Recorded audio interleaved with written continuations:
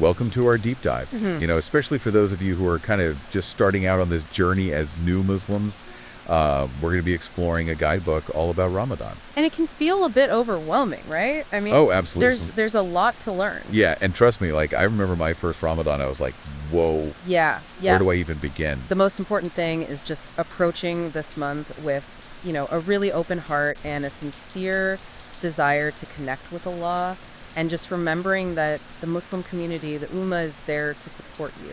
Yeah, that's so important, that community aspect. I think, especially if this is your first Ramadan, and actually this guidebook, it tells a really interesting story of a woman named Aisha who converted to Islam right before Ramadan. Wow. And, understandably, he was full of anxiety. Oh, yeah. Fasting the prayers, everything just felt so new and a little bit scary. That's so relatable, though, right? Like, for so many new Muslims, I think we kind of experience those same anxieties, Total. But like Aisha, you'll find that, with the support of the community and your own commitment, Ramadan can become this source of immense peace and closeness to Allah. It's so inspiring to hear stories like that and to know, like, okay, other people have gone through this and come out stronger on the other side. And actually, the guidebook mentions that one of the things that really helped Aisha was kind of breaking it down, focusing on the practical aspects of fasting. For example, understanding the concept of suhoor, Yes. a pre-dawn meal. So important. It was like a game changer for her. It really is, because that's the meal that kind of sustains you through the entire day. Right. And I think, the guidebook does a really good job of emphasizing how important it is to drink a ton of water during suhoor. Oh, yeah. To stay hydrated, during those long hours of fasting. I didn't realize how important suhoor was until my first Ramadan. And I was like, oh, I could just like power through it. Yeah. But by midday, I was like Yeah. completely drained. You're running a marathon with no fuel. It's exactly like that. Yeah. Yeah, and the guidebook offers like some really good tips on what to eat for suhoor. Yes. Things like dates, oatmeal, hydrating fruits like watermelon. Such good choices. Yeah. Packed with natural sugars for energy. Aisha, the woman from the story, she said, she experimented with different combinations of foods until she found what worked best for her. And I love that. then they're like, okay, this is my winning suhoor combination. Yeah, that's a great approach. Yeah. It's all about finding what sustains there and allows you to really, focus on those spiritual aspects of Ramadan, because it's not just about abstaining from food and drink, right? It's about that spiritual cleansing and growth. Yeah, the guidebook emphasizes this a lot. It does. It even suggests like increasing Quran study and making more time for personal supplications during this time. Absolutely. Ramadan is such a good time to deepen your connection with Allah through prayer and reflection, seeking forgiveness. Yeah. It's a chance to hit the reset button. That's such a powerful image, that reset button. I remember during my first Ramadan, I just found so much solace in prayer. It was like this direct line to Allah, a way to express gratitude and to kind of seek guidance in this new chapter of my life. Beautiful. And it's, prayer is such an essential part of Ramadan. And Yeah. I think, for new Muslims, it can be a little daunting at first, Right. But the guidebook offers some really simple steps to get you started. Okay. So for example, it talks about the importance of performing the 5 daily prayers, starting with Ajr, the pre-dawn prayer, which is followed by Suhoor. Oh, so that's how it all kind of connects. Yeah, Yeah, it's like this beautiful rhythm to the day. it is. Waking up before dawn for Fajr, nourishing your body with suhoor, and then starting to fast with a sense of purpose. Exactly. And then, throughout the day you have, the other prayers, midday, Asr, afternoon, Maghrib, sunset, and Isha at night. Each prayer is just a chance to reconnect with Allah and just kind of find that peace amidst the busyness of life. What really struck me in Aisha's story was how much she struggled with the social aspects of Ramadan at first. Oh, yeah. Like, how do you explain to your friends and family why you're not eating or drinking during the day? That's a common one. Yeah.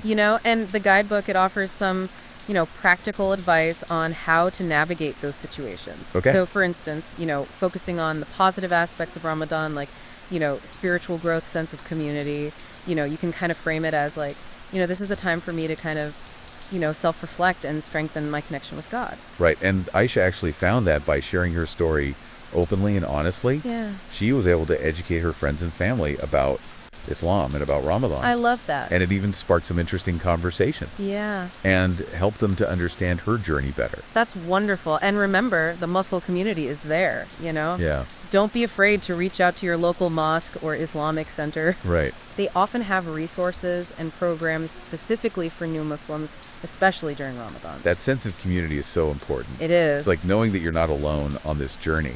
And actually, the guidebook talks about how Aisha found a mentor at her local mosque Oh, wow. who helped guide her through her first Ramadan. Mentorship is so valuable. Yeah. Having someone to answer your questions and offer advice based on their own experiences can make the transition so much smoother. And speaking of finding guidance, the guidebook also has a section on reciting the Quran, which can feel really overwhelming Oh, yeah. for someone new to Islam. Like, It can. where do I even begin? Right. So what are some simple steps that our listeners can take to start incorporating the Quran into their daily routine during Ramadan? One of the things the guidebook suggests is starting small. Okay. You don't have to read the entire Quran during Ramadan. Right. Even reciting a few verses each day can be, incredibly rewarding. Yeah. And it also talks about finding a translation of the Quran that you connect with so you can understand the meaning. I remember when I first started reading the Quran, I was so focused on pronouncing the Arabic correctly Yes. that I wasn't really absorbing the meaning. And then Right. when I found a translation that resonated with me, Yeah. it was like a whole new world opened up. Exactly. And, the guidebook really encourages you to just approach the Quran with humility and an open heart. Yeah. It's not about racing through the verses, It's about reflecting on the message and allowing those words to really touch your soul. I think that's a beautiful way to put it. Yeah. It's about creating a space for the Quran to speak to you, to guide you, to nourish your spirit. And that's what Ramadan is all about, right? Yeah. Taking a step back from all the busyness of life and reconnecting with what truly matters. A chance to purify your heart, strengthen your faith, and just experience, that deep peace that comes from, deepening your relationship with Allah. This has been such an insightful conversation so far. Yeah, it has. I think we've covered a lot of ground in this first part of our deep dive, We have. but I'm eager to explore even more. And the next part, I'd love to delve deeper into those spiritual rewards of Ramadan Yes. and how to kind of overcome some of the challenges that new Muslims might face during this month. Absolutely. There's so much more to discuss. We'll be back in part 2 to continue this journey together. Welcome back to our deep dive into Ramadan for new Muslims. I'm still thinking about Aisha's story from the guidebook and how she found so much peace Yeah. during her first Ramadan. It's truly remarkable how Ramadan can transform our hearts and minds, Yeah. Even when we're feeling uncertain or overwhelmed. The guidebook emphasizes that, one of the most rewarding aspects of Ramadan is that spiritual growth that we experience. Yeah. It talks about how every act of fasting, patience, and kindness is multiplied in blessings during this month. It's like a spiritual boot camp in a way. Oh, I like that. We're pushing ourselves beyond our comfort zones, Yeah.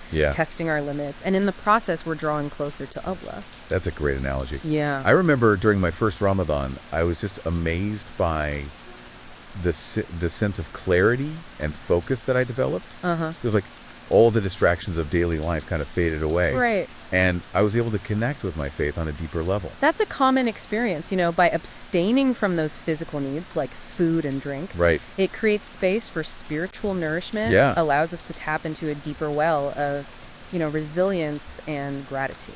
Speaking of gratitude, the guidebook mentions this beautiful hadith from Bukhari, a Muslim. That really resonated with me. Okay. The Prophet Muhammad, peace be upon him, said, "Whoever fasts in Ramadan out of sincere faith and hoping for a reward from Allah, all his previous sins will be forgiven." Wow, that's powerful. Yeah, It offers such profound hope and reassurance, does it? it does. It reminds us that Ramadan is a time for renewal, a chance to wipe the slate clean and start fresh. It's like a spiritual detox. Yeah. Cleansing our hearts and minds of negativity and guilt. Exactly. And the sense of spiritual renewal, it's amplified during the last 10 nights of Ramadan, Right. particularly on Laylatul Qadr, the night of decree. The guidebook builds so much anticipation for Laylatul Qadr. Yes. Describing it as a night more valuable than 1,000 months. And rightfully so. It's believed to be the night when the Quran was first revealed to the Prophet Muhammad, peace be upon him. Wow. It's a night of immense blessings and spiritual power. The guidebook suggests that destinies are written and sins are forgiven on this night. Yeah. It sounds almost mystical. It is a night shrouded in mystery and reverence. And, while we don't know the exact date of Laylatul Qadr, Right. it's often sought on the odd-numbered nights of the last 10 days of Ramadan. So how can our listeners, especially those new to Islam, how can they prepare for this special night? The guidebook emphasizes the importance of dedicating these last 10 nights to intense prayer, Quran recitation, and reflection. Yeah. It's a time to seek Allah's mercy, forgiveness, and guidance with a truly open heart. It sounds like a time to disconnect from the distractions of the world Yeah. and truly immerse yourself in worship. Exactly. It's about creating that sacred space for deep introspection and connection with Allah.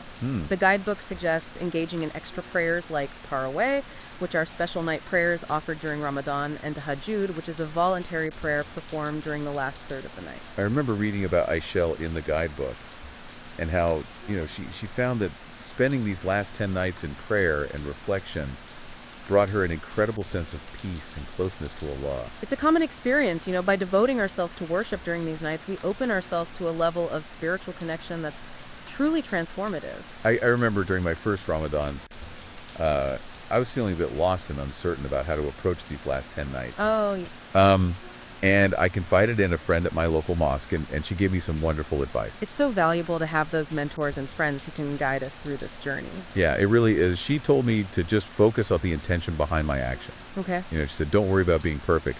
Just approach these nights with sincerity and a desire to connect with Allah. Beautiful advice. It reminds us that Ramadan is about progress, not perfection. Right. It's about striving to be better versions of ourselves and to deepen our relationship with Allah, one step at a time. Speaking of taking things one step at a time, the guidebook offers some practical tips for those who might be feeling overwhelmed during Ramadan. Yes.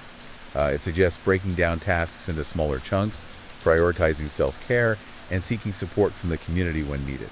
Those are all great reminders. It's easy to get caught up in the excitement of Ramadan and try to do too much. Yeah. But it's important to pace yourself and to listen to your body's needs. Aisha actually found that taking short breaks throughout the day to rest and recharge helped her to maintain her energy levels and focus during her first Ramadan. Uh-huh. She realized that it wasn't about pushing herself to the point of exhaustion, but about finding a sustainable rhythm that allowed her to experience the fullness of the month. That's a wise approach. Ramadan is a marathon, not a sprint. Right. It's about finding that balance between spiritual discipline and physical well-being. And that balance looks different for everyone, right? Absolutely. Some people might find it easier to fast than others. Some might thrive on extended periods of prayer, while others might prefer shorter bursts of reflection. Exactly. There's no one-size-fits-all approach to Ramadan. Yeah. The key is to find what works best for you and to honor your own individual journey. The guidebook also emphasizes the importance of remembering that Allah knows our hearts and intentions. Uh-huh. Even if we make mistakes or struggle during Ramadan, Right. His mercy is vast and always available. That's such a comforting thought. It reminds us that we don't have to be perfect to be worthy of Allah's love and forgiveness. This conversation has been so enriching so far. Yeah, it has.